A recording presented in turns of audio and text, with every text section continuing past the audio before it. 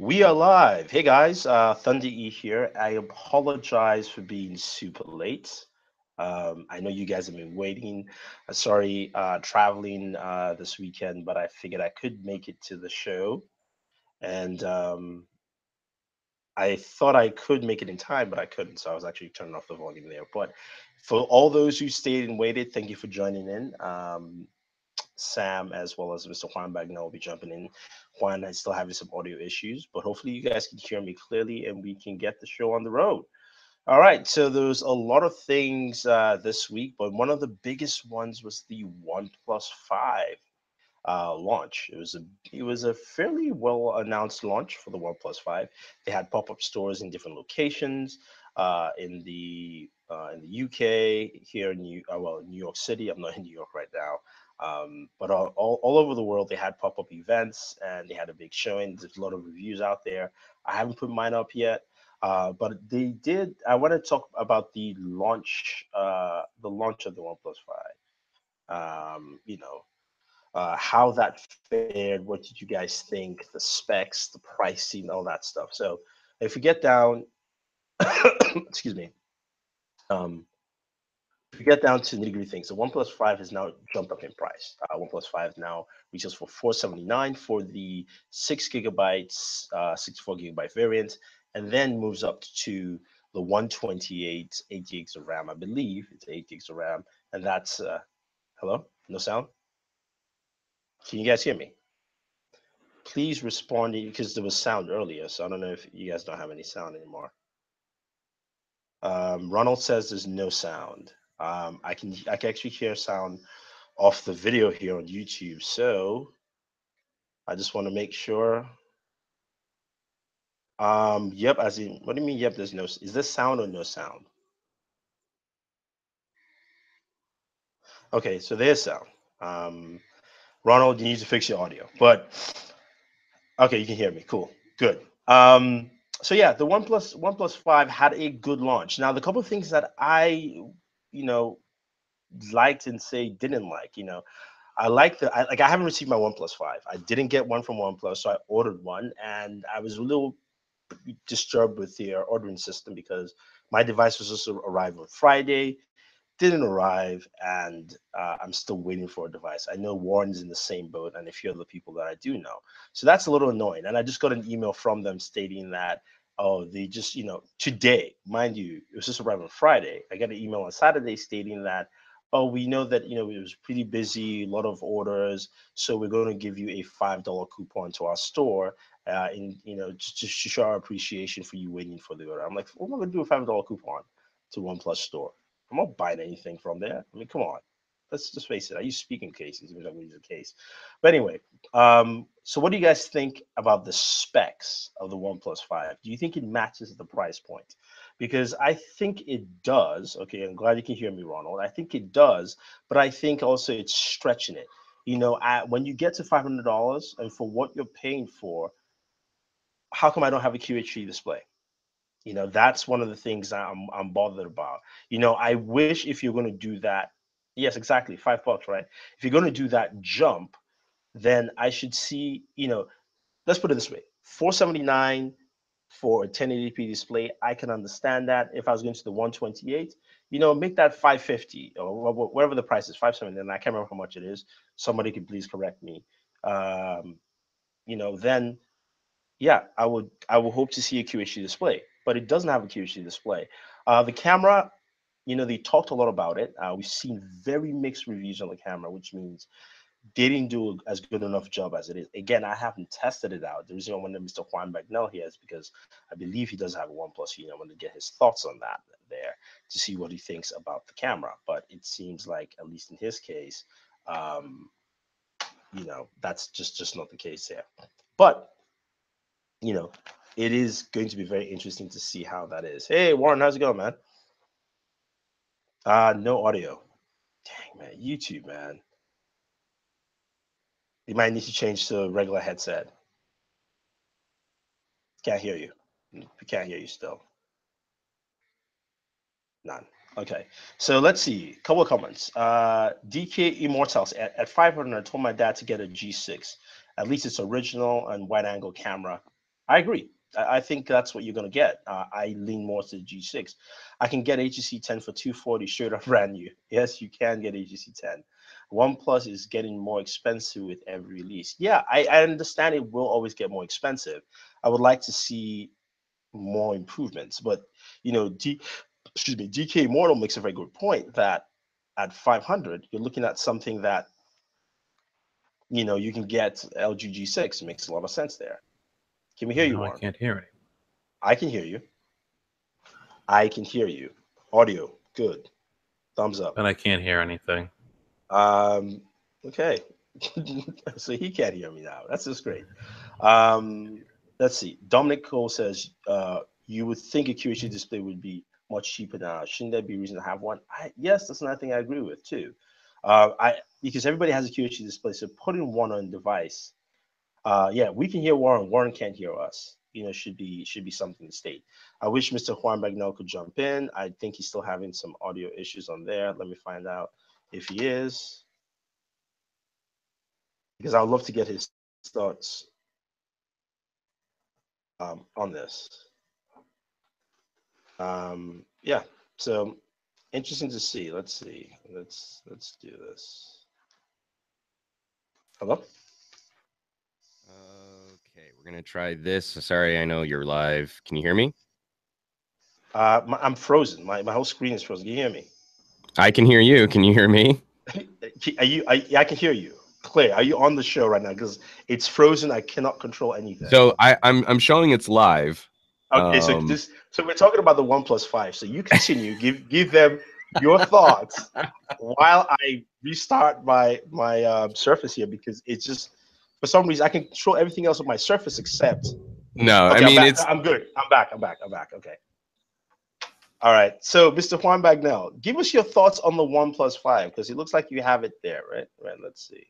well, and the Oppo R11, which if I didn't do this flashing thing, you'd probably think they were the same phone. Okay, so here are the things I want to ask you, because yeah. First of all, I'm a little griped with OnePlus. They didn't send me a unit, whatever. I also ordered one, and it's still not here.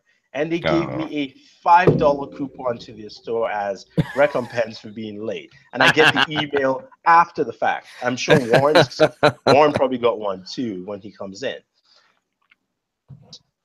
Yeah. The camera. They talked about that camera. They had a Verge pre-release video. Yeah, the Verge cut an 8-minute advertisement.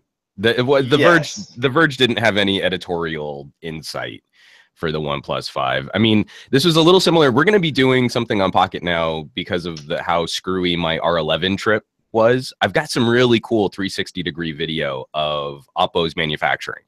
So we're going to cut together like a little 3 to 5 minute just sort of inside look at how these phones are being produced. But man, the Verge went whole hog and just cut a commercial, like an 8-minute infomercial for OnePlus. It was pretty on the rails. Yeah, granted, they cut that, and they didn't like the camera anyway in their review. So your thoughts on the camera, because we haven't received our devices. Warren, can you hear us? We can't hear you, Warren. I can see you're talking. Again, Hangouts, it's awesome. I spent 2 weeks back and forth with YouTube tech support for them to go, oh, it's a Hangouts problem. We can't help you. You have to contact the Hangouts team, and there's no way to contact the Hangouts team. So, wow. Yeah, it was it was pretty crap. So, the camera on the OnePlus 5, we do have a real camera review up on Pocket now, so you can see some of this stuff really in depth. But the rundown is, like the OnePlus 3 and the Axon 7, these cameras perform appropriately for the price tag. No one should be too angsty about what's going on with a camera on a sub $500 phone. I mean, we're talking about a phone that's cheaper than a BlackBerry Key 1, right? So we really have to put these things into perspective. That being said, there are some interesting trade-offs for the way that OnePlus has combined dual camera sensors. And I think the one that's going to affect most people is the lack of hardware image stabilization on the main camera sensor. It doesn't seem to affect low light. I really think that the faster aperture and the software processing makes up the difference for the image stabilization and the smaller aperture on the OnePlus 3T. I think you're going to do fine for low light shots. It's as good or maybe even better if you've got at least some ambient lighting, like street lights. The big no-no for me, because I really do use these features a lot, was the lack of any kind of image stabilization on 4K video. Yeah, we can hear you now. Yeah, we can hear you now, man. So that really hurts. There's some pretty good electronic stabilization, software stabilization on 1080p video, but if you switch over to 4K, Warren, we can hear you. I don't know that he can hear us. Yeah, okay. Awesome. So with no image stabilization on 4K video, it makes it kind of useless. Like, it's just so shaky, it's so jittery. There's nothing reining it in, and yet the phone still crops. So I'm hoping that means that eventually OnePlus will maybe offer up some kind of update, which will add that feature. But unlike something like the Pixel, where the Pixel doesn't have any kind of hardware stabilization, but the software is tied to the phone's gyro, a solution like that could be epic for a $500 phone. Okay. It's just, we don't know that it'll ever come. So it's not something I would buy the phone hoping that would happen. You have to buy the phone knowing that right now 4K video looks pretty jittery. Somebody asked, is this a worthwhile jump? So we just put out a video on that on Pocket Now. I actually put that out late last night. Again, I mean, I go more in depth onto the pros and cons of both phones. But again, to sum up, if you have the OnePlus 3T, you could probably sit this one out. I think a 1-year upgrade is always a tricky recommendation. I think there are very few phone manufacturers that actually earn your money when you flip your phone year over year. I mean, if you're buying these things outright, obviously it's a different story. If you're on some kind of leasing program, obviously you're not if you're on a OnePlus. But if you're on a 3T, we're talking a 6-month upgrade.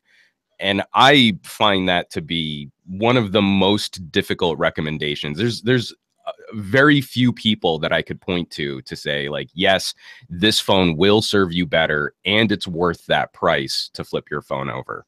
If you're on a 3 or a 3T, I think you're doing fine. Okay. All right. That makes a lot of sense. Again, I cannot state anything about it because I have not received my device. Maybe I should have gone to the pop-up event in New York, which I don't think they were giving out devices there either. I think, I think no, Jules they were selling. No, they were selling them. Gotcha. Yeah, it was right next to Samsung, and I had a Samsung event at the time, and there was a huge line. There was a huge line. I know I'd mentioned it to someone there. The person's like, "Wow, Samsung must be pissed." I'm like, "Nah, no, they're not." No. I don't think Samsung's bothered at all. Yeah. Warren, can you hear us? I can hear you guys. All right. So you're in clear. Your thoughts on the OnePlus 5 quickly as we move to another subject, but just your thoughts. I know you haven't received your phone. Did you get the email about the $5 coupon? No, they just they didn't give me a $5 coupon. I don't think. I think they gave me what the fuck is a $5 coupon gonna buy anything on their damn website? Here's $5. Fuck you. Like what is $5 going to buy? Tell me. Jesus. Yeah. So anyway, and any thoughts on the launch and what you think about the device? I don't know what's been said as of yet. Oh yeah, they did give me this. I didn't even read this long enough to see that they offered $5. They put it so low on the damn email. Hey, friends. What do you mean friends? What does that mean, anybody else? You can't even get the software to just put my name actually in the thing so it pretends to care about me? Oh, Jesus.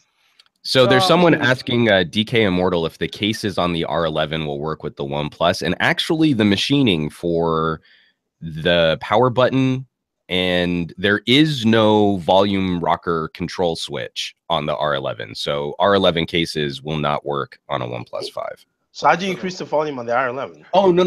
The mute switch. Oh, the mute. Okay, all right. Sorry, yeah, that 3-position mute notification switch. The R11 doesn't have that, so an R11. You got me all confused there for a second. I was like, yeah, sorry about that. Telepathy? Is that what you do? Okay. Oh, and hey, Demir's in the chat too. What's up, man? He's Oh yeah, how's it going, he man? does some great live streams.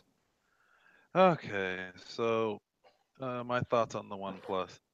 Um, they, they let's start off with the Verge's little, 10-minute commercial showing us absolutely nothing. We were I mean, just I saying about could that not too. believe they put that out there. Here's an exclusive to show you nothing about the phone, but we're going to talk about a phone that we produced that we can't tell you about. I mean, Jesus, it's like they're just setting up the little propaganda there for their fanboys to feel amped about. And anybody with any common sense looks at that and goes like, "What the hell is this? Like, what it like? Show me the phone. Why would you put that out the day before? That's something you put out after you announce the phone to then Yeah. further push people into getting Although excited about the the one product. thing I will say about that, and to give people the inside baseball, I think most of our audience understands like what an embargo is, right? When we get the Oh phone a yeah. little bit earlier and we're allowed to play with it so that we can have reviews ready at Oh, launch. And they so flat out just wanted to get ahead of everyone in terms of SEO. That's exactly what that video that's was about. exactly what it was. But Yeah. I will say, like, kudos to the OnePlus team that they didn't pick one outlet to be allowed to go early with the For actual review. phone videos. So Yeah. they held the embargo, and that's why The Verge couldn't show the phone. But again, The Verge still played we were the first to have all the SEO OnePlus stuff, keywords in our It's a video. shitty play. It's a shitty play. It's nice that you guys do that, but eventually Google's going to work around that stuff. So I wouldn't consider that's something that's going to work well in the future. I feel going forward. As far as the phone itself, I mean, they my feelings I think are going to be interesting when I finally get the device. It's going to be I have a feeling it's going to be what I think it is. It's like they put a lot of this mainstream high level hype on a phone that does not belong in that category. Yeah. It markets itself against the big boys. You do not stand up to the big boys. The big boy of last year is better than you now. So what makes you think that you're going to be able to stand up to them? But it's for real. The only argument that they'll make is the processor, the chipset. No one gives a fuck about that but nerds. Okay, Right. I could put nobody a actually. V10 engine into a 1990s Honda Civic. It doesn't mean that I've got some hot road racer. No, it doesn't mean anything to the average person. My concern is I think they're they're too far in the opposite direction. I feel where we sometimes feel Samsung, although I think they've sort of fixed that a little more recently, have gone too far away from the enthusiast and more into the consumer, which I think Samsung's kind of figured out or starting to figure out how to blend and stay in that middle ground between both of them. I feel like OnePlus is way too far on the enthusiast side of things, and they market to that crowd versus the crowd that actually wants to use this, which is probably a bunch of consumers that just want a good phone unlocked and not having to pay a high enough price, not paying a huge price for it and feeling like they got something for a great value. I think they use the marketing to separate themselves from other companies such as I believe who am I thinking of? Is it Axion? Oh, the ZTE. ZTE, ZCA and ZTE, TCL. TCL, I think Honors Wing from Huawei. Honors winning from Huawei. Even Huawei themselves, even though they're technically up here, they have a lot of phones under the Huawei brand that fit under that Yeah. same price category, and they try to separate themselves through marketing to do that because if you put the phone where it belongs, it does not hang with the rest of those very well. But if you can make a nice marketing trick to make it seem as though we're really trying to compete against the bigger guys. It's the bigger guys that are cheating you out of money. It's the bigger guys that are screwing you because you don't want waterproofing on your phone. It's the bigger guys that are screwing you because they're giving you a quad HD display. And we make false battery life claims on that. Anybody, by the way, I will say this every single time. If you believe any reviewer that screen on time battery life, they're a moron. That is the worst battery spec I've ever seen. I don't know where it started. I don't know why it started, but that needs to die Yeah. off.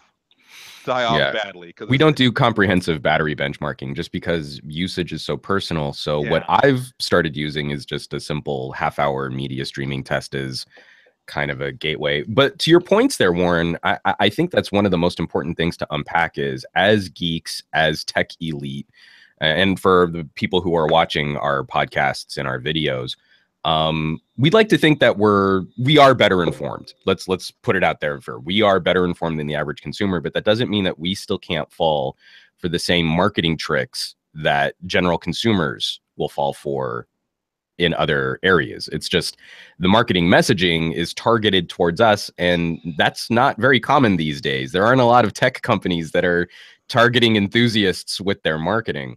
So I think it's important to be able to separate. Well, but yeah, for that same point, I think it's important to be able to separate what's media and what's fact. And so we had Martin from Tech Alter. He has a series of videos that are phenomenal, like why enthusiast brands will always fail you. And he also had a lot of commentary on this OnePlus, the most recent ad campaign from OnePlus, because he used to work at Oppo. And they like to pretend that they're not related at all. And then you look at the R11 and the OnePlus 5, and they're exactly the same chassis. Jesus, the name itself should people figure it out. I know, OP and OPPO. But we had him on the podcast, and he was kind enough to share some of his thoughts from having worked at Oppo and then from just being his own media producer. And again, I think a lot of this comes down to unpacking the media marketing. I don't think there's anything wrong with the OnePlus 5. I think it's going to be an excellent proposition for that $500 tier of device. It's not quite as attractive and it's not quite as novel as the original OnePlus when they were putting out a phone like literally in the middle of the mid-range. But that's also what's great for us as consumers, is that we've got a ton of competition in this place. I haven't seen... I couldn't believe the number of ZTE comments we were getting on our videos. Like, we can't wait to see what the next Axon's going to deliver. Honor, the Honor 9 looks like a solid option in this category. And so right now, if anything, while the OnePlus is maybe underwhelming from a design standpoint, I do not like the look of the phone. If I wanted an iPhone, I'd go get an iPhone. But it's yet another piece of evidence that the most exciting territory, the territory I think with the most growth, is in the mid-range. But in that middle price tier, we also have to accept that there will be compromises, like you were saying. Like, we're not going to get the most exciting screens. We're not going to get waterproofing. We're not going to get the most advanced camera packages. But the bang for buck here is extreme. I think one of the things just before we move forward is that what this launch has showed me with OnePlus, as opposed to TCL, as opposed to Huawei, those two in particular, is that they have no marketing plan for the foreseeable future. They have a way to launch their products.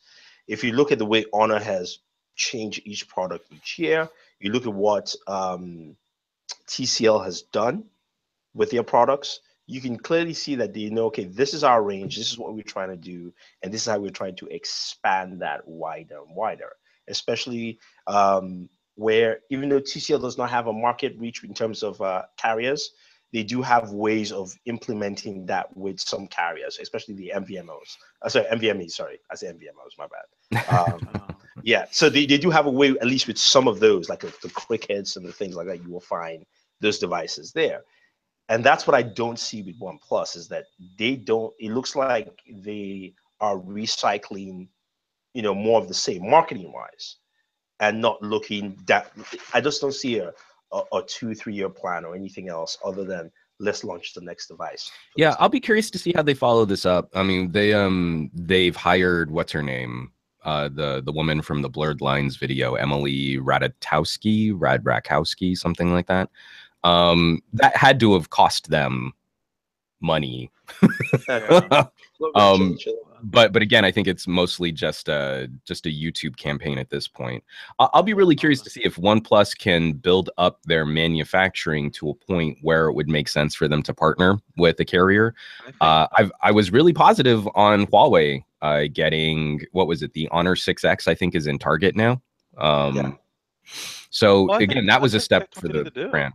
Yeah, but see, that's the thing though. Like they're looking at different ways to get in besides the carriers, right? If you're putting in a target, then at least shoppers are seeing it, right? They Yeah, will no, walk that's what I in. mean. Is like I'll be curious to see Yeah. if OnePlus. I have more faith in Huawei manufacturing to be able to deliver numbers for an outlet like Target than Yeah. I am in OnePlus being able to piggyback on Oppo manufacturing right now. OnePlus, to me, OnePlus has got to stop with this. If you're gonna give us mainstream media style hype that they do for the higher level phones, it's got to either match it or you got to start trying to reach out to that audience. Because I mean, if you look at the price of this phone now, and it's not that far from an LG G6 in terms of pricing, and Mhm. the G6 stacks up well and beats it in in a lot of different areas. You look at something like, if this ever came to the U.S. or was available in the same sort of way, it probably, from a consumer standpoint, would crush the OnePlus. If you ever look at the Honor Magic, Yeah. I mean that was, if you look at that phone, that has everything the OnePlus has, plus more, better display. It's quad HD, Well, and I think the isn't the chipset a little bit older? Wasn't it the It's 955? it's the 950. 950. Oh yeah. So it would lose the chipset battle, but you'd win about everything else, Yeah. and you'd have a fresher design. Yeah, I think at the end of the day, I think Oppo has to realize that look, its Oppo brand is not coming to US and the rest of the world. You might as well make OnePlus that brand and switch manufacturing to cater to that. Because I think that's the problem they're facing here is that, they want to move Oppo over, but OnePlus is the one that everybody else knows here, right? So why don't you switch your strategies over to make that happen? But anyway, let's move on to our next topic. This one was posted by Mr. Juan Bagnell on Pocket Now. Like, just joking. But it looks like the iPhone 8 Touch ID location has still not been finalized, even though all renders and also some of the case manufacturing kind of point to the fact that it would be underneath the glass. But according to iDrop News, it says there are three options at the forefront. Number one, thinning out the glass for the fingerprint area and cover glass cutout, creating a pinhole through the glass for optical or ultrasonic fingerprint sensing. And three, replacing the OrthoTech Touch ID with a film fingerprint sensor that is integrated with the display. So just thoughts on that. It basically seems like this thing is still a little difficult to solve.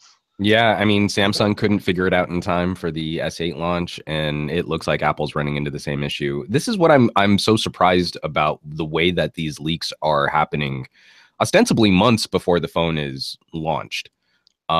We all know that phone manufacturing is often around a 1.5 to 2 year process before that phone is in the public's hand, and you would think that Apple would have been dedicating resources to their 10th anniversary in a way that would be more aggressive than this. But That's a hype machine by now. Well, yeah, I mean, like the strategic leaks are usually of finished products by now, not this product isn't finalized. And I think that's what's been so interesting, or at least just somewhat concerning about this iPhone launch is, have they bitten off more than they can chew? We know that their teams are pretty fluid. Like when there are issues with iOS, they'll pull people from the OS 10 division to work on trying to solve some of those issues. For having 3 generations of iPhone, which have all pretty much followed the same design language, just with internal spec bumps, to not have a team viciously attacking any potential issues with their 10th anniversary product, seems like now they're in kind of danger mode. If they're really trying to sort this stuff out now, to change so many aspects of the phone, I don't know that Apple's ever done that before. The iPhones have always been pretty consistently a very, very slow evolution from, I would say, the iPhone 3 to now. Their changes are usually very minor. So that would be concerning to me if I were a shareholder, that they might not be able to meet this initial burst of demand, because we know there are a lot of people who are holding off on iPhone purchases until they see something really new. I know a lot of people still on iPhone 5s who weren't necessarily compelled by the iPhone 6 and are now looking for something that's actually going to be fresh when they part with their cash. Yeah, no, I think what's thrown them off is I don't think they expected this edge-to-edge display thing to be such a big thing this year, and bringing that in, I think is It's not the edge-to-edge display that's the issue. but it's throwing them off their game because that's no, a lot it's more the things. fingerprint sensor look that underneath the screen is what they want. The problem is they don't make the tech. That's the problem. They're relying on Synaptics, and that's why Samsung couldn't do it.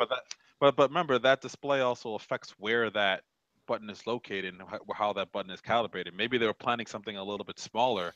But even with the edge-to-edge display, though, it doesn't matter as long as the fingerprint sensor is going underneath the screen. It's having issues across the board. So the fact that they don't make it themselves or they're not in charge of it, that's where the problem is. Because Samsung is making the display for them in the first place. So Samsung can make the display whichever way they want. The problem is that fingerprint sensor underneath, that tech is not 100%. Who knows? Maybe it's at 70 now or something. Well, and also if it functions like the vibration pulse hardware bit in the S8, I don't think I'm gonna like this first generation of under the screen fingerprint sensors. It's actually one of my least favorite aspects of using the S8, and why I recently posted on Twitter, like, it's time for me to switch to another phone. I really don't like the ergonomics on the S8 Plus. I think I would have liked the S8, the smaller S8 better. I had to give that one back, so I was sad about that. But if the iPhone is going to feel similarly, if they do manage to get that sensor under the screen, I think that initial feel is going to be off-putting to some of the iPhone faithful, where I felt like the simulated button on the iPhone 7 worked great. The under the screen button on the S8 has not been as much fun. Yeah, I like it. I kind of agree with that because, and that's what got me talking about these edge display and screen size changing aspect ratios around. That changes where that button may physically go underneath there, which changes the ergonomics of the phone, as Juan was talking about. Where you position that could be the difference between it being very comfortable versus being a very awkward experience pushing the button in a specific area if you want that. I've gotten to the point where I don't even click the screen down anymore. I just hover over the top of it. I actually physically don't ever use the click down feature because it's that awkward in an awkward place, either on the S8 or the S8 Plus. It's been really, it is easy for me. I mean, I'm just saying that for me, I have no issues with it whatsoever. Zero. It doesn't feel natural. That's the problem. Well, and guys, also there are so many times where the difference in reviews, guys. Some people like some things, some people don't. Well, so for me, the issue with the S8 where you have to get a feel for where that button lives and there's no visual indication is the inconsistency of the vibration motor pulse. Because there are times where I'll hit it and I'll feel the pulse and it doesn't go home. Then there are times where I'll reach for it and I'll press and I'll end up long pressing the home button and I'll get the Google Assistant, but it won't take me home.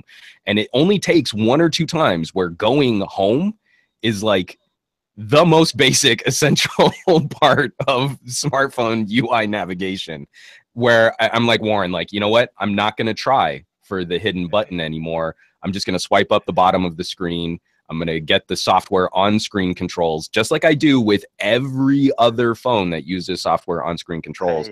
And I can count on that interaction far more reliably than the hardware. It really is funny because I was just saying that I'm trying it and I'm like, what the hell is this people complaining about? I'm serious. Like, I'm like, I don't get it. But I understand. And you have the fact that when you factor in people that put cases on, which add thickness around the phone, once again changes ergonomics again, and where you go for that button. So it's I think if they I think there's just a little bit more. I think they'll get a lot of good feedback from what's being used now, and probably will improve that going forward. But then there's a good chance where that button probably won't exist at some point in a smartphone, where it will just be tapping on the display, and we would have been at that point accustomed to just doing that. Well, and I just think this will be solved in Gen 2. You know, like that's why I'm saying for the iPhone, for Apple making this change and putting a sensor or a button under the screen, I don't think the first generation is going to appeal. I think we're going to need the refinement on Gen 2. the best iPhone is always the S, right? Mm-hmm. So, I It mean, drives me crazy when people are all excited about the number change, because like no. There's always a major problem with every first gen iPhone that gets solved with the S. Every single time, buy the S. It's always the S, yeah. Anyway, moving on to iPhone's biggest competitor this fall.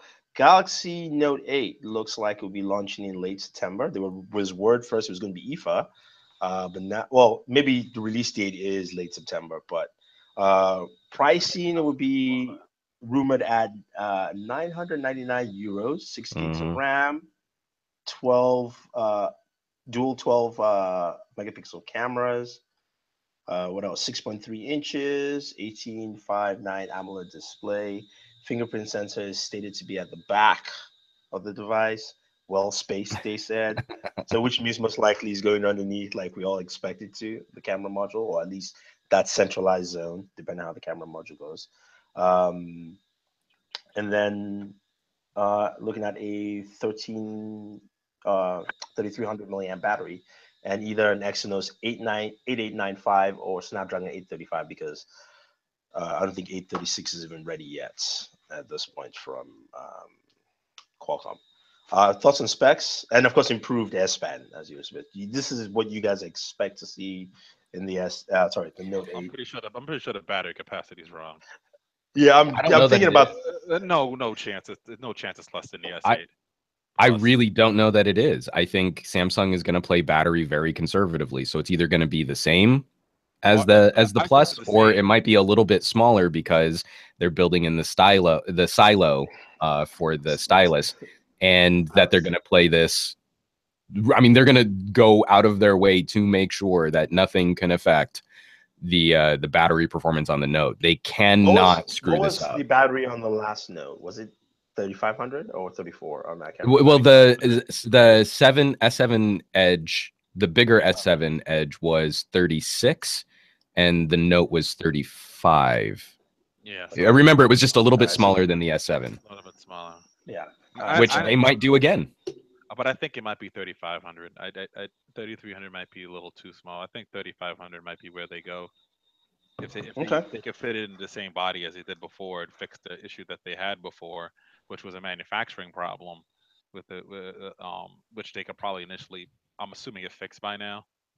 They could probably stick at that same battery capacity. And beyond that, the 6.6 massive 6.3 inch display, that's going to be really that's only 1 inch off this phone though. This is 6.2. Oh, not even an inch, guys. It's a tenth. Sorry, my bad. But it's still a massive display for the Note. We got to remember, I'm thinking from Note to Note, not thinking from S to. I separate the S line from the Note line. They don't. Yeah, but when I put a Note 5 to it, though, no. Because of the change in aspect ratio, it is going to be taller, but the actual screen. So on a 6.2 inch 18.5 by 9 aspect ratio display, you're only just a little bit bigger than a screen like on the Mate 9. And so in terms of overall area, you're not that much bigger. And if you account for those apps that won't play nice with that new aspect ratio, it's almost exactly the same screen area if you have pillar boxing. Yeah. Well, speaking of apps that will play nice, YouTube says it's going to resize to any screen size. Ooh. So, there you have it. That was from VidCon this week. YouTube also announced they now have 1.5 billion daily users. And yet they can't find a team to fix Hangouts. That's really strange. Hey. We all got volume, we got audio. No one's doing robo voice. Let's not anger them. No, someone's not doing robo voice because he's plugged a portable recorder with an XLR port into his computer instead of his multi-$100 super nice audio interface that YouTube can't seem to figure out how to use. Hey, let's stick with that now. I can't use my $400 Blue Yeti Pro over here anymore because all of a sudden Hangouts just said F that. Yeah, and that's just frustrating. This is a dumpster fire of a video streaming service, and the only reason we use it is because it's the only one. Anyway, speaking of another company who is making a creator app, Facebook announced that they have a specific created app or live streaming app coming out. Now, doesn't say if they're going to monetize these things properly or if I should care to jump on that, but I guess they're making steps in somewhat that direction. So I don't know. Gotta What do you hear guys think? more. I know, yeah, exactly the same thing. It was kind of more of a, oh, we are making it, which is cool, and hopefully this gears them more into more um, curated content that would Yeah. make more sense I'm actually for kind of Facebook. surprised that Facebook hasn't been trying to jump on this sooner. I mean, the video rollout seems to have gone well. They definitely need to work on their metrics because they cheat that pretty hard for what they count as a view. But for Facebook being sort of the collaborative social environment that it is, it's just kind of surprising that only now are they starting to work on some of those features for content curators. Yeah, definitely. So, I mean, hopefully that turns out. Also, Facebook is working on a subscription deal with Wall Street Journal. Let me just check out the article properly here. Sorry, I'm using the smaller screen, so it's kind of hard. So yeah, the subscription deal could offer publishers an extra source of cash, as many of them struggle with advertising. Bloomberg noted that Wall Street Journal avoided working with Facebook with live video, but now this is a way of doing that. Now, I was hoping they would do something like this, where instead of having a subscription, they would actually work with all the different, at least start off with the major news agencies or outlets, so that you can actually feed in proper news into Facebook, so that when somebody's sharing something and they say it was from another site that quotes the Wall Street Journal, the algorithm is like, well, here's the original article here, stuff like that. That would be nice to see, but then again, this is Facebook's way, I think, of eventually getting you to start subscribing to stuff on Facebook, because that would give them revenue too. But what do you guys think? I mean, I'm not going to do it, but it's a smart business play. Again, it's anything that can sort of support Facebook's walled garden approach to keeping users sliding and clicking through the Facebook interface as long as they possibly can. I can't remember who was on it, but I think about 2 months ago, Sam Harris had a podcast with someone who did a lot of work in Silicon Valley, and his entire job was optimizing feeds in social networking services to keep you as engaged for as long as you possibly can. And it's a really insightful conversation. If I can find it, I'll send it to you so you can put it in the show notes if you want. But when you listen to him break down like the science between keeping your primate brain involved in this action of scrolling and pushing and scrolling and pushing and sort of keeping you stimulated, it is a little insidious. Like I've been trying to use Facebook as little as possible now. I'm almost completely absent on Google Plus. It's Twitter is a communication platform for me, and Instagram is a place where I share some photos, and that's about it. Otherwise, I want direct person-to-person interactions. So for me personally, I'm not going to be using news through a service like Facebook. I'm going to keep going to the blogs and to the sites and to my RSS reader, and supplement that with Reddit. But I totally understand why this is probably going to work very well for people that seem to live in Facebook all day. No, I definitely agree. It's funny you mentioned that, because a lot of the things that I've noticed over the past maybe about 2 years or so with Facebook and how the algorithm has changed and things, how it's gone into a much deeper dive into your personal contacts, not on the aspect of, oh, you can add this person that's on your phone book, but more of what the person posts and even them responding to posts. So Facebook does that a lot, where if It's a lot Warren, less aggravating. yeah, it's also aggravating, but it's also very interesting what it does to the No, human it's a mind. lot Right? less aggravating than what it used to be on Facebook. Yeah, I used I to know, hate but being on there. yeah, but what it's done, it's keeping people more in the sense that Warren posts about, say, the NBA finals, right? And I'm like, all right, fine. He's posted. I don't care. Oh, no, sorry. Warren responds to somebody else's post. So this is not a Warren post. And then Facebook keeps dropping that back in once in a while, Yeah. because it's a topic that me and Warren have talked NBA before. And, it's like, you want to get it. It's almost like it's telling you, you want to get into that discussion. Go ahead. Just go Yeah, ahead. can you believe what this guy just said over on someone else's post? Don't you want to tell them they're wrong? Exactly. It's that little nudge that's like, yeah, and then you type, you're like, oh god, notifications. Why did I jump into this? And then you're screwed because it's going to keep feeding you similar content. So like if I reply to one person's like baby announcement, my feed is nothing but babies because I interact with Facebook. Oh, good so God Almighty! God. Oh yeah, I know. Whenever someone they have got to fix the baby stuff, man. They've really got to fix the baby and kid feed stuff, especially for those that not on that side, but that's all you're getting because you have a set of friends that have that, and their friends relate to other friends that have that. You know what they should do? I think it's a very simple thing. It's whenever you have pictures of a baby, you call it baby announcement. So whenever somebody responds and says congrats or puts a like, and they'll ask, do you want to limit notifications from this? Done. Yeah. And Well, see, the then thing is, you get that. I don't mind the baby announcement. That ain't so bad. It's everything else around that. It goes from way too many damn pictures of your kid to on your own page. I said, well, then if you're gonna have so many pictures of the baby, Hey, wait. Slow your roll.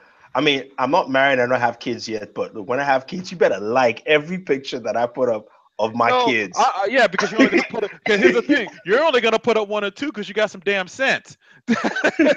Yeah, I think to date between Facebook, Google Plus, YouTube, and Instagram, I think there are 6 public photos of my daughter, and I think only 2 show her face. So this is what I'm saying though, is like I have tens of gigabytes of photos and videos in cloud folders for sharing with my family and friends. And for people who want to see what's going on with my daughter, I've sent invites and people can go and check that out to their heart's content. But it's that twofold situation. When Marie and I were trying to have Lex, we had a lot of difficulties. And at the same time, that's when Facebook was most aggressive in spamming us with everybody else's baby photos. And I can't tell you how demoralizing that was. And so now that we were in a position where we've got this beautiful baby daughter and friends of ours were talking about some of the difficulties they were having in conceiving a child, the last thing we would ever want to do is hit them with tons of photos of our brand new baby daughter. Like how terrible that would be. What a spit in the face that would be. Here's what I think with that, because I was just watching some videos on that stuff that happened and popping up in my feed. I think the thing is that there needs to be more of a conversation about those difficulties that allow that not to be such a stigma that people live with. I think if the conversation is some people can have babies, it's very normal for some people to have children very easily, and it's just as normal for some people to not have children as easily, but it not be so stigmatized against the people that don't, as they're not normal or there's something's wrong with them or something like that. I think then that eases that pain, because I don't know an algorithm change that they can make it all. They can sit there and something they did, which a lot of people don't use, is they have the specific photo sharing on Facebook, and that's the problem. They actually they don't put it in front of you to know where. Yeah, that's the thing. Yeah, they do have the specific photo sharing where say I wanted to put up photo of my future 5 kids.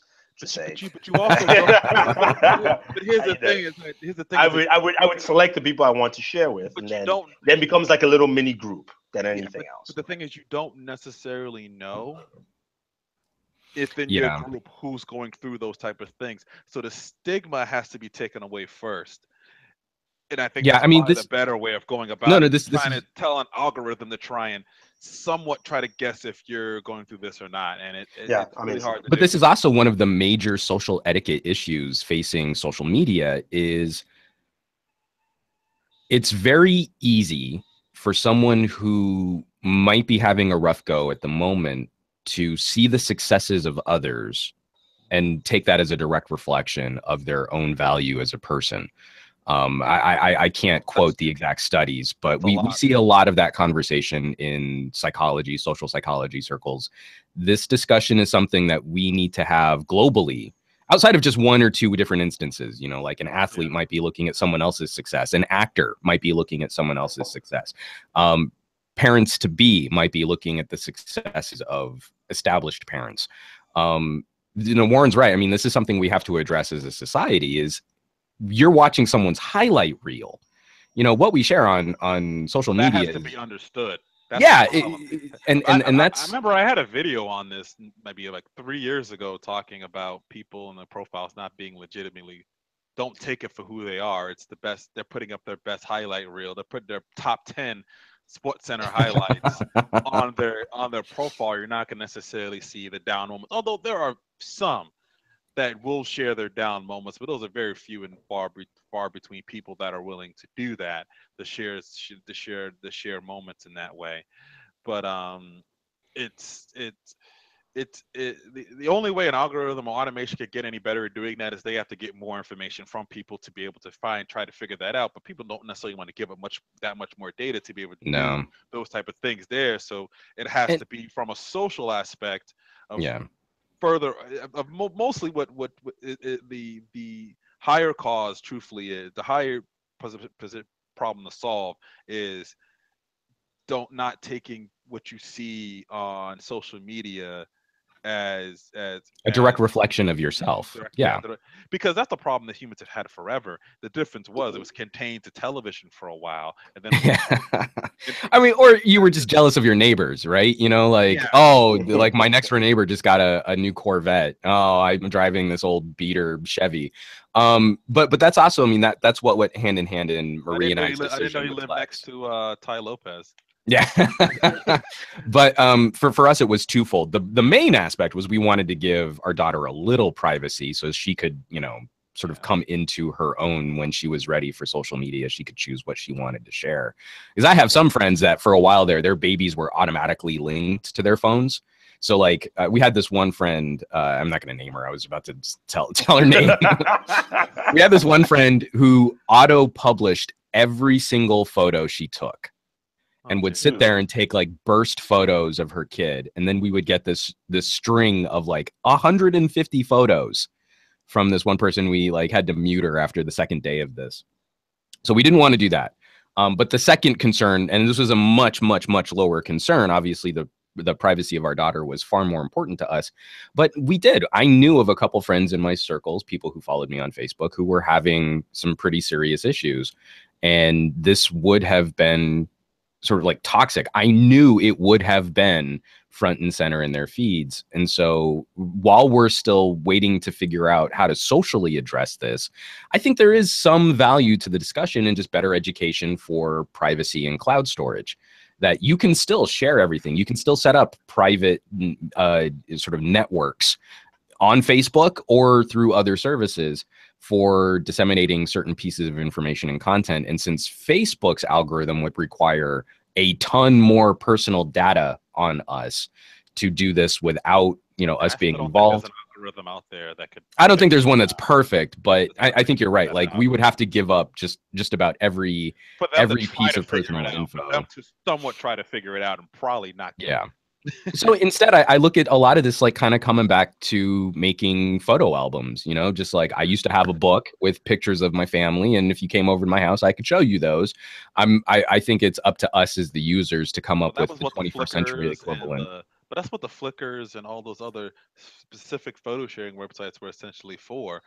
Were directly for those things. I think those sites need to put themselves out a little bit more as a place of where families can share photos, and it's not necessarily going through a social feed, more personal, more family driven photos, because the reality is people have forgotten. The funny thing is people have forgotten they could just email this shit in an email list. People have totally forgotten that they could just do that, and everybody gets it in their email. It doesn't give you, it's human. Look, it's very simple. You become Facebook lazy. It's easy on Facebook. You get the gratification of, look, I'm sorry, wherever it is, you post that photo and people are like, oh my God, that is so cute. It's also the validation. It's exactly. It's 200 people immediately say like, oh, congratulations, blah, blah, blah. You know, it's great. You know, Facebook helps for everyone, you know, in that aspect. So I can see why. It's a lot of the likes and validation. That's what we spend a lot of time on I Facebook. need my internet points so that I can have more internet points. Although Ronald Collins actually brings up a good point. Now Flickr belongs to Yahoo, which is part of Verizon now. So maybe you don't want to use Flickr anymore. Verizon has no issues lobbying our government to sell off your personal information. Yeah. So maybe Google Photos is a better way to go for setting up private albums and stuff. I'm still on OneDrive, so I'm all boring and stupid like that. But anyway, let's move on to the last two topics, which are pretty quick and painless, but bode well for the future of space travel. I'm just joking. Is going to be 3D printing engine parts, which at first I was like, I don't know if I want to fly that plane, but they're using metal resins to 3D print metal parts that will help them speed certain manufacturing processes. So that would be very interesting and cool. And the last one is a legislator, which, I know, we always talk about how Congress likes to pass kind of stupid bills. I kind of like this one. I mean, just because I'm reading a lot of sci-fi novels lately, that's probably why. He wants to start up. He wants to set up a U.S. Space Corps. It's basically, I guess, U.S. Marine Corps in space that will answer to the Air Force. And I'm sure it won't pass, but I was like, yay, we got Space Marines. One step closer to Star Trek. I was like, we got Space Marines. That is great. But anyway, any thoughts on those before we round up? Well, to Warren's point, I hope we end up more like Star Trek. I fear we'll probably end up more like Aliens. We're more like Doom. Well, if it's the video game, that's terrifying enough. But if it's the movie, it's so much worse. They'll protect us. No, I think it's important for governments to start. So, I mean, these are those frontiers that I think world governments aren't really taking seriously at the moment. It's low Earth orbit, LEO, and then it's also cybersecurity. So getting ahead of some of the discussion, and not necessarily like we need to be able to fight wars in space, but to start training a core of people who are trained for space travel, who are adept for space travel, who can solve problems with situations outside of our atmosphere. We absolutely do need that, like an Army Corps of Engineers for space. While we're cutting NASA's budget, this is not going to bode well for us. If there are issues in our solar system, if there are issues with satellites orbiting the planet, if we need to restart the sun, stuff like that. Exactly. Oh, I can't. Sunshine is such a great movie until that last weird act. It's so good. But we should be examining those types of situations, especially if we're going to start talking about trying to put more equipment in our solar system, on the moon, on Mars, trying to find material in the asteroid belt. These are science fiction concepts now, which could help us solve problems in the near-ish future. And if we don't have a team of people that are prepared, equipped, and trained to deal with those situations, then we're gonna be in a world of hurt when we actually do need to examine those problems. Yeah. Warren, anything? Yeah, that kind of what Juan said. It just seems like it's just a good way to get a step ahead of the issue before it arises. Somehow, some way, someone will try to say it's like somehow it's gonna be China's fault, and they're just not gonna happen. So, or I mean, like if we don't start the process of building that system now, then another country will. And I think China probably is the most likely candidate to be ahead of that race. They got the money to do it, so. Yeah. Well, and they're willing to put the money towards longer term and future investments. Again, whenever we fight, something that we can't just be us. I think that's something that's got to be. Oh, it's got to be a world collection, but someone has to start it, and whoever starts it will probably have more say in how it's run. Yeah. And that's also why whenever we're looking at economic, political, and some of these types of situations where we're looking at collaborations, if we cede the position to a country like China, they have a perspective on long-term solutions that Americans don't understand. They are willing to play in a game for a lot longer before they see a benefit, whereas we're sort of so concerned with the next fiscal quarter that I think we're going to start losing some fights because we're making decisions which help us more in the short No, term, while China is playing more for the long term. all that has to happen is they have to reach a certain point, and then this turns into the same thing with the space race that happened when Russia was ahead of us, and then all of a sudden we gave 3 more fucks than we ever had before and completely flooded into it. Yeah. That's what it's gonna take. America's like that underdog. We got to be behind before all of a sudden it's like, what? It's 28-3. Time to go. The problem is, like, I don't think that we can keep counting on that, though, because I think we had more will for that type. I mean, think about, like, the generation of people that really did propel NASA in the space race grew up during World War II, where we actually did sacrifice when our country went to war. You know, we did. We grew victory vegetable gardens. We recycled tin foil. We did not waste anything that we didn't need to waste. And now we're putting war on credit cards. I don't think we've got the same You get points if you put commitment. it on a credit card. Yeah, no, Yeah, I mean, we've got so many frequent flyer miles. I heard it's a 5x multiplier. No, I think that one thing that people need to understand, especially when it comes to this, as you move forward with, and like you said, if you can see to a country like China, people forget that for the Chinese, they have a 2,000, 4,000 year, however old their dynasties are, history behind them. That's Right. how they go. We're this far old and we're this far forward. Meanwhile, the rest of the world looks at China as like China has now become a superpower. China is like, no, we've always been a superpower. We've just lost it at certain times. Yeah. And so the Chinese society is so old that there are American senators who think the Earth was created sooner than China has been around. Exactly. So you have that in place, and hopefully things like this come into play. If it's a space Marine Corps of Engineers, and even if it's a small team, I'm sure there's going to be a military aspect to it. You all know that, because the military would definitely love this. They don't care. They love all things but even that too still means you have at least a core set of specialized individuals who can work in that environment, and do the things you need to do, whether it's Call of Duty. All we gotta do is be down 3-1. We just gotta give China one lead. Watch what happens. We love the drama. Yeah. Love the drama. Well, I hope we can find something that will gotta win and gotta sell the movie rights. But I hope we can find something that'll reignite the public interest, because there are so many problems that can be that will benefit from the long-term economic investment in things like NASA. Like, we take so many things for granted that they weren't necessarily a direct part of space travel, but then they helped benefit our lives down here because we had that initial investment in funds for putting satellites up in orbit and inventing Tang and all of that wacky stuff. We could get back to that. It would be a boon for our economy in the long term. It's just putting the money up front now to rebuild part of that program. I don't even think the liberals have the stomach for it right now. We're all so concerned about what's happening down here on Earth. You're forgetting what happens down here on Earth will benefit from what we put up in space. No, you're very right. I mean, I think when you put it on political party sides, I think both sides, the Republicans will say they want to be conservative, and liberals are like, we need to save the planet and the human beings here.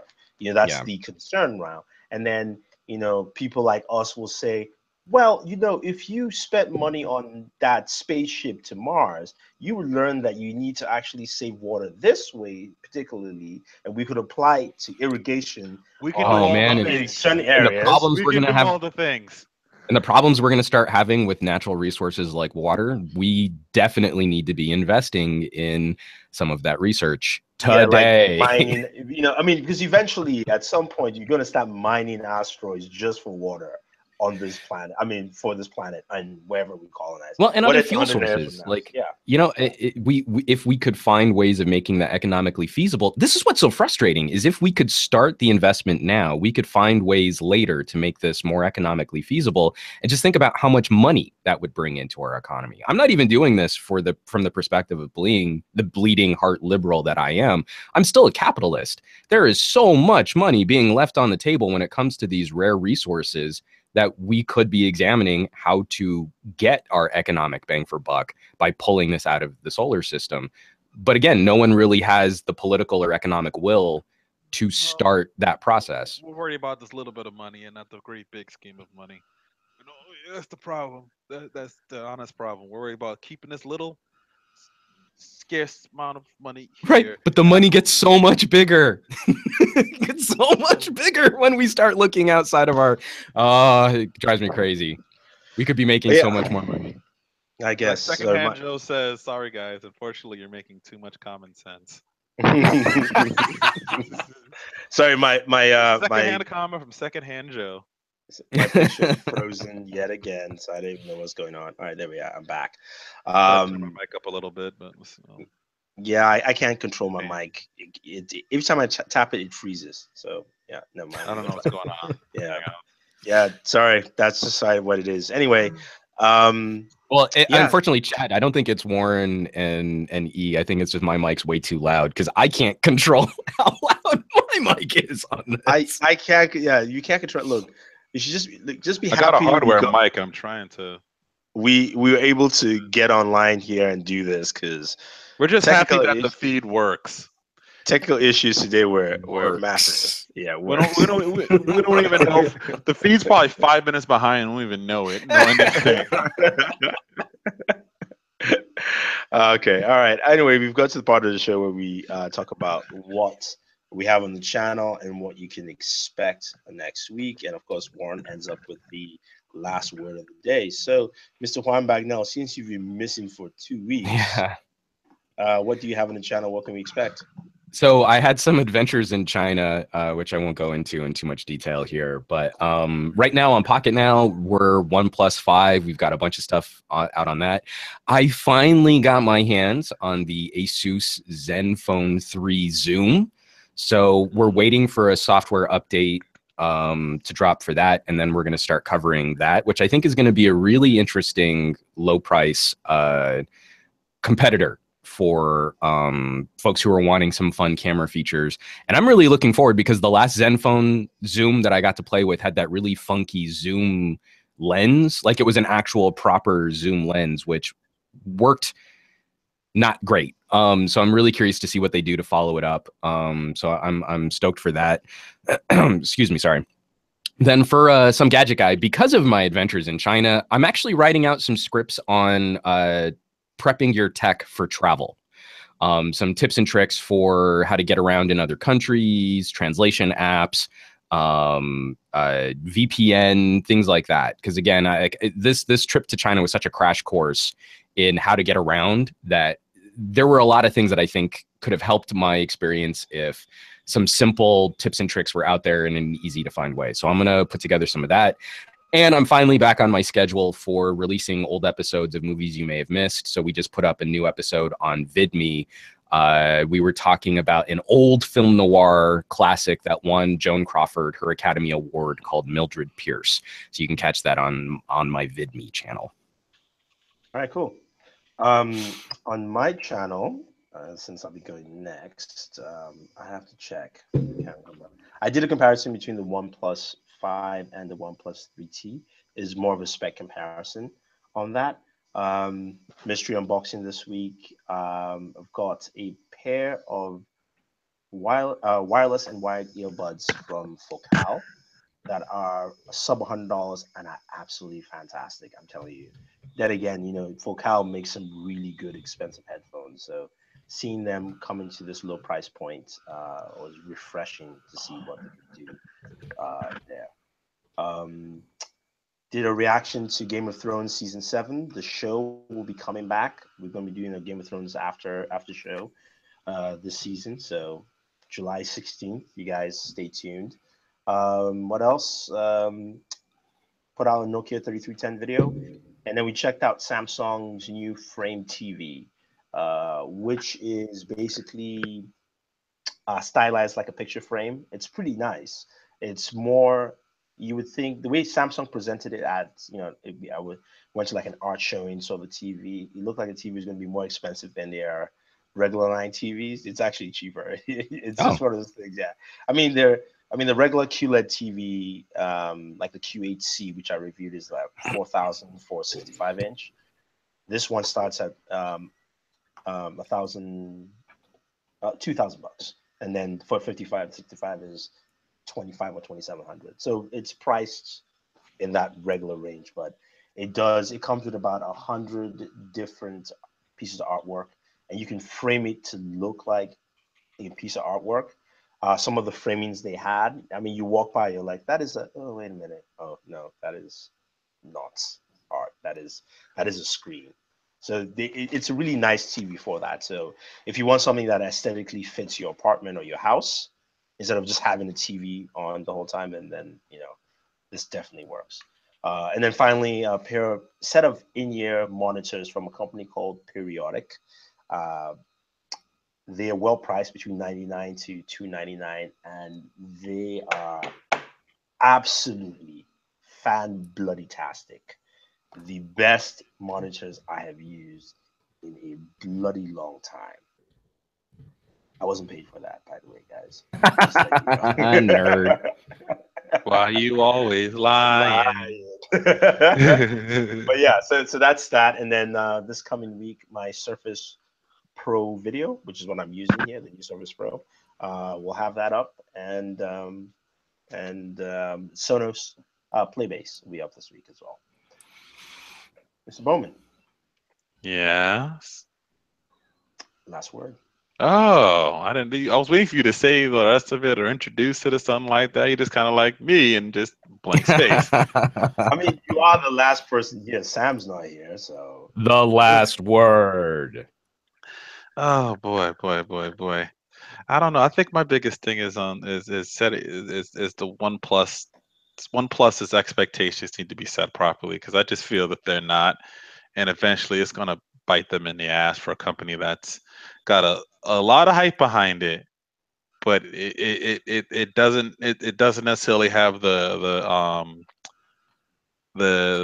power behind the hype to live up to that expectation. So I'm looking forward to the OnePlus 5 when I get it, but I'm actually going to review it where it belongs, not try to review it, which I seemingly, like everyone else, has tried to talk about this thing as a flagship phone, and I just don't quite understand why they would do that in you any can't blame them retrospect. when OnePlus keeps every other year trying to push back that narrative in And their marketing. then that's the job of the reviewers, to slap them into reality. It's only going to benefit them. To gracefully usher them into the reality of Warren says, yeah, let's take it down a couple notches here. Let's put you here. It's going to be the better benefit for you here. I think just in general, hype is going to be hard for any company to live up to, especially if the purpose of your company is to undercut your competitors by price. Yeah. I mean, there's a certain amount of hype. You get hype, and then there's a couple things you don't live up to maybe within the hype. Usually that's what big companies do. There's this hype, and it's like you don't even match what the other companies do, and you're not living up to a couple of things that you said you were going to do. That's not a great combination to have. yeah. And the general and all this hype, and the general consumer still doesn't know who you are. 5 All damn right. phones in. Okay, well, there you have it, guys. OnePlus, got to get some refocus in there. Thank you very much, everyone, for joining us. I apologize for being late, traveling, and doing the show on the road. But again, thanks for chiming in. Thank you, everyone, for commenting and chatting. I really wish Hangouts would transport these chats into comments so that you can go back and answer used them. to. Yeah. Used to. Yeah. Anyway, again, if you're watching this later on, definitely leave your comments down below.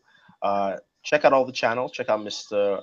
Juan Bagnell. He is part of the Pocket Now network. His Twitter handle is Some Gadget Guy. His personal YouTube is also Some Gadget Guy, and you can find him on VidMe as Mr. Juan Bagnell, I believe. That's right. Okay, got that right this time. Sweet. And then Mr. I'm Warren spreading Bowman. myself out, so I appreciate the plug. Yeah. Mr. Warren Bowman from BW1.com. You can find him on YouTube. That is his Twitter handle, as well as also his YouTube handle for his channel. You can find him there. And you can also find him on Instagram, Facebook, and Snapchat. I know I just messaged Snapchat. I am not on Snapchat. I am on there, but I just group chat like everyone else does. I don't post anything on there. And myself, it's Borderwork. Sorry, no lower thirds because I cannot access anything. But it's Borderwork, the channel which you're watching on, so you can follow us on YouTube, Twitter, Instagram. I do not use Snapchat. And at this point, we say thank you very much and always enjoy your entertainment. No Friendster, Kyle. No Friendster. Damn. That still exists?